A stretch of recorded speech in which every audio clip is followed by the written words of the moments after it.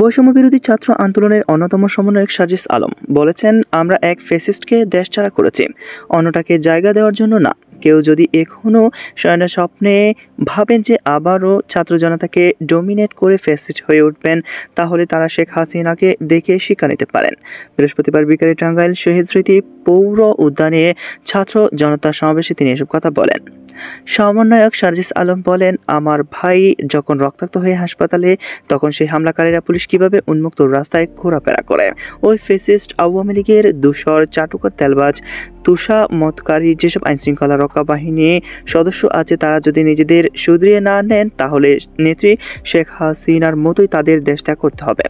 সব সরকারি অফিসে দুর্নীতির বিরুদ্ধে হুঁশিয়ারি দিয়ে সার্জিস বলেন, ভূমি অফিস, হাসপাতাল সহ সরকারি দপ্তরের দালালি আর টাকা দিয়ে কাজ করার জন্য জনতার ওষুধ আপনাদের কোম্পানির কাছে বিক্রি করার জন্য ছাত্র জনতা এই অবদান ঘটায়নি।